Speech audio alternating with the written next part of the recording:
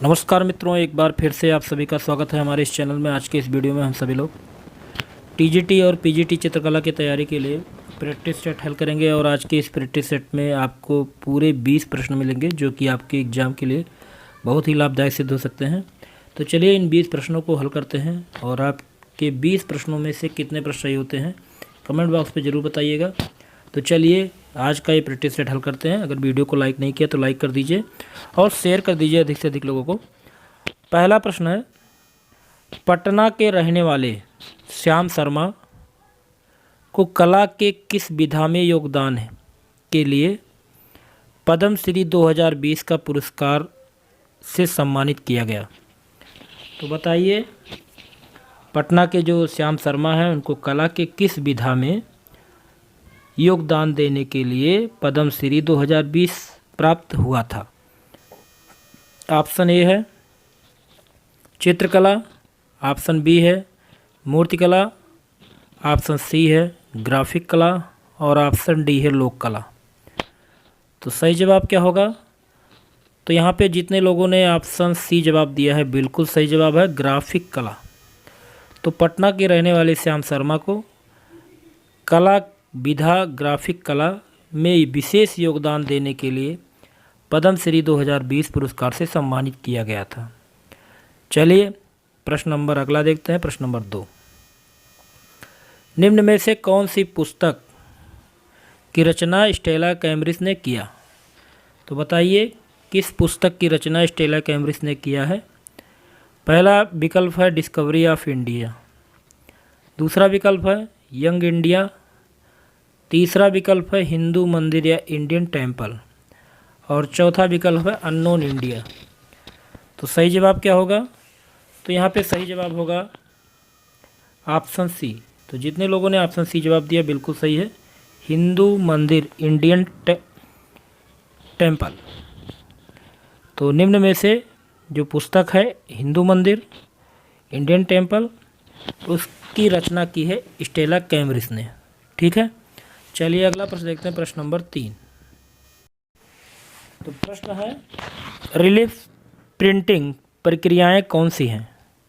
तो बताइएगा कि रिलीफ प्रिंटिंग प्रक्रियाएं कौन सी हैं। ऑप्शन ए प्लेनोग्राफी और सेरीग्राफी, ऑप्शन बी लिथोग्राफी और वुडकट, ऑप्शन सी एक्वाटिंट और dry point, option D lithography और ड्राई पॉइंट और वुडकट। तो इन चारों में से कौन सा सही विकल्प है? तो यहाँ पे सही विकल्प है ऑप्शन बी। तो जितने लोगों ने ऑप्शन बी जवाब दिया बिल्कुल सही जवाब है। तो रिलीफ प्रिंटिंग प्रक्रियाएं जो हैं लिथोग्राफी और वुडकट हैं। ठीक है, चलिए अगला प्रश्न है। प्रश्न नंबर 4 देखते हैं। मनुष्य की उत्पत्ति किस युग में हुई थी? तो बताइएगा मनुष्य की उत्पत्ति किस युग में हुई थी? एजोइक युग में, पेलोजोइक युग में, मेसोजोइक युग में या सीनोजोइक युग में? सही जवाब क्या होगा? तो यहाँ पे सही जवाब होगा ऑप्शन डी, सीनोजोइक युग में मनुष्य की उत्पत्ति हुई थी। ठीक है, चलिए अगला प्रश्न देखते हैं। प्रश्न नंबर 5। प्रश्न नंबर 5 है, प्राचीन भारतीय कला में उपयोगी कला को कहा जाता था? प्राचीन भारतीय कला में उपयोगी कला को क्या कहा जाता था? चारुकला कहा जाता था, वास्तुकला कहा जाता था या कारुकला कहा जाता था या इनमें से कोई नहीं? बताइए सही जवाब क्या होगा? तो यहाँ पे जितने लोगों ने ऑप्शन सी जवाब दिया बिल्कुल सही जवाब है कारुकला। तो प्राचीन भारतीय कला में उपयोगी कला को कारुकला कहा जाता था। ठीक है, चलिए अगला प्रश्न है। प्रश्न नंबर 6, जब मूर्तियों को देखकर आभास किया जाता है तो कहलाता है, क्या कहलाता है? ऑप्शन ए एंटीक स्टडी, घ्रुम study, blue study, view study या डच स्टडी? सही जवाब क्या होगा? तो यहाँ पे सही जवाब होगा ऑप्शन डी, डच स्टडी। ठीक है, तो जब मूर्तियों को देखकर अभ्यास किया जाता है तो उसको कहा जाता है डच स्टडी। चलिए अगला प्रश्न है। प्रश्न नंबर 7, प्रश्न है कौन से तटस्थ न्यूट्रल रंग हैं। बताइए कौन सी न्यूट्रल रंग है, तटस्थ रंग है? ऑप्शन ए काला सफ़ेद, ऑप्शन बी नीला लाल, ऑप्शन सी काला नीला और ऑप्शन डी है सफ़ेद और नील पीला। सही जवाब क्या होगा? तो यहाँ पे सही जवाब होगा ऑप्शन ए, काला और सफ़ेद को तटस्थ रंग, न्यूट्रल रंग कहते हैं। ठीक है, चलिए अगला प्रश्न है प्रश्न नंबर 8। कौन से दो रंग मिलाने से काला रंग बनता है? ऑप्शन ए नीला लाल, ऑप्शन बी हरा लाल, ऑप्शन सी नीला पीला और ऑप्शन डी नीला और कत्थई। सही जवाब क्या होगा? तो यहाँ पर बिल्कुल सही जवाब होगा ऑप्शन डी, नीला और कत्थई जब मिला देते हैं तो काले रंग का निर्माण हो जाता है। अगला प्रश्न है प्रश्न number 9। A little history of the world, a little history of the world 1935 में लिखा गया था। ये पुस्तक किसके द्वारा लिखी गई है? ठीक है, बताना है। A little history of the world 1935 में जो लिखी गई है, किसके द्वारा ये पुस्तक लिखी गई है? ऑप्शन ए रस्किन महोदय के द्वारा, ऑप्शन बी ग्रोम्ब्रिच के द्वारा, ऑप्शन सी ऑगस्टिन के द्वारा, ऑप्शन डी इनमें से कोई नहीं। तो सही जवाब क्या होगा? तो यहाँ पे सही जवाब होगा ऑप्शन बी ग्रोम्ब्रिच। ठीक है, तो a little history of the world पुस्तक लिखा है ग्रोम्ब्रिच ने।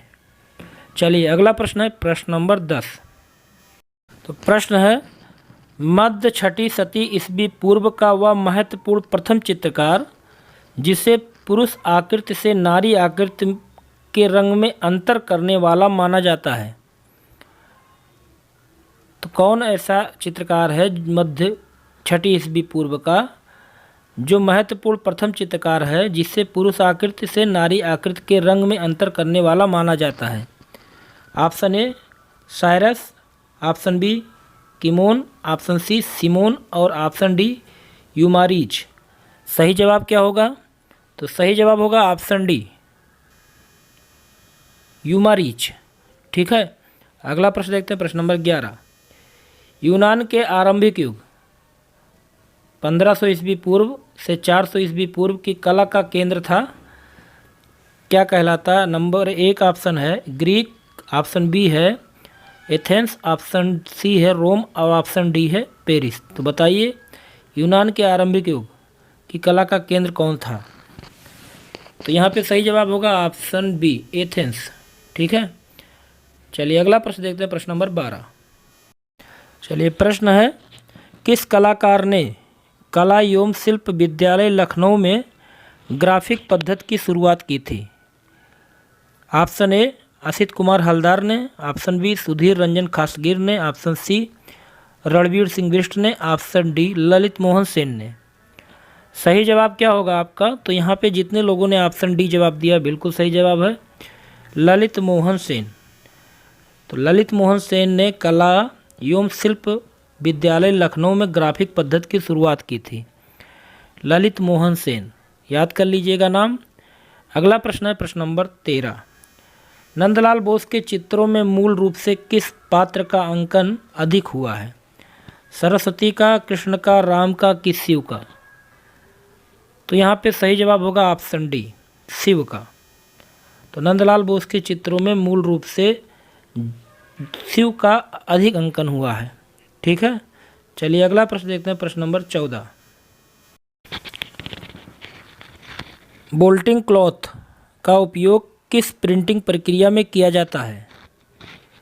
Option A lithography, option B अम्लांकन, ऑप्शन सी वुडकट और ऑप्शन डी सिल्क स्क्रीन छपाई।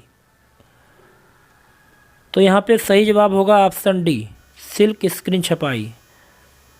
तो बोल्टिंग क्लॉथ का उपयोग सिल्क स्क्रीन छपाई प्रक्रिया में, प्रिंटिंग प्रक्रिया में किया जाता है। चलिए अगला प्रश्न देखते हैं प्रश्न नंबर 15। प्रश्न नंबर 15 है, प्रागैतिहासिक चित्र बनाए गए हैं।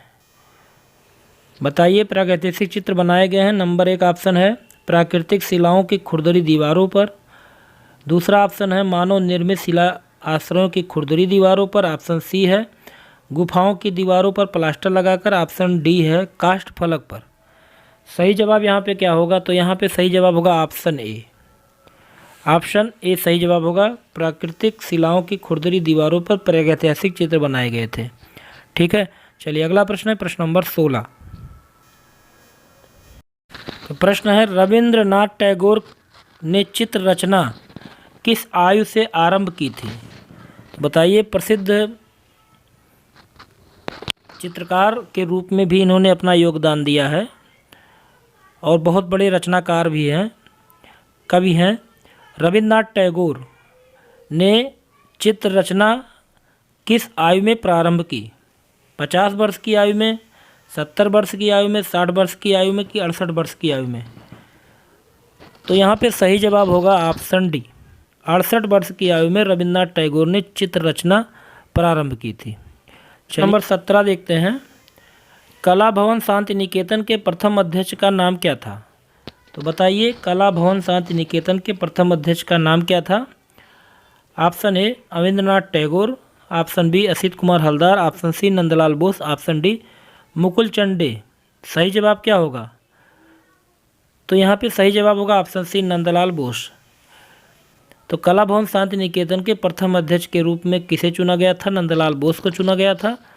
तो जितने लोगों ने नंदलाल बोस जवाब दिया बिल्कुल सही है। चलिए अगला प्रश्न देखते हैं प्रश्न नंबर 18। मधुबनी अथवा मिथिला चित्रकारी भारत के किस प्रांत से संबंधित है? तो बताइए मधुबनी अथवा मिथिला चित्रकारी भारत के किस प्रांत से संबंधित है? बिहार से संबंधित है कि मध्य प्रदेश से कि उत्तर प्रदेश से कि हरियाणा से? तो यहाँ पे सही जवाब होगा ऑप्शन ए बिहार से। तो मधुबनी अथवा मिथिला चित्रकारी भारत के बिहार प्रांत से संबंधित है। चलिए अगला प्रश्न है प्रश्न नंबर 19। मुगल सिंहासन पर जहांगीर के सत्तासीन होने के अवसर पर दरबार का दृश्य किस चित्रकार ने चित्रित किया था?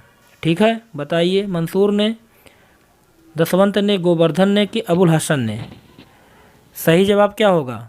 तो यहाँ पे सही जवाब होगा ऑप्शन डी अबुल हसन। तो मुगल सिंहासन पर जहांगीर के सत्तासीन होने के अवसर पर दरबार का दृश्य जिस चित्रकार ने चित्रित किया था उसका नाम था अबुल हसन। अगला प्रश्न है प्रश्न नंबर 20 और इस वीडियो का लास्ट प्रश्न है। यहाँ पे हमारे 20 प्रश्न पूरे होते हैं। 20वां प्रश्न है कपड़े पर चित्रकारी का मुख्य स्थल कौन सा है? जोधपुर, उदयपुर, जयपुर या कोटा? सही जवाब क्या होगा? तो यहाँ पे सही जवाब होगा ऑप्शन सी उदयपुर। तो कपड़े पर चित्रकारी का प्रमुख स्थल या मुख्य स्थल क्या है? उदयपुर। तो यहाँ पर आज का वीडियो समाप्त होता है। उम्मीद है आपको ये प्रैक्टिस सेट अच्छा लगा होगा और आपके कितने प्रश्न सही हुए कमेंट बॉक्स में ज़रूर बताइएगा। अगले वीडियो में ऐसे कुछ महत्वपूर्ण प्रैक्टिस के साथ फिर मिलते हैं। तब तक के लिए जय हिंद, जय भारत। आपका दिन शुभ हो।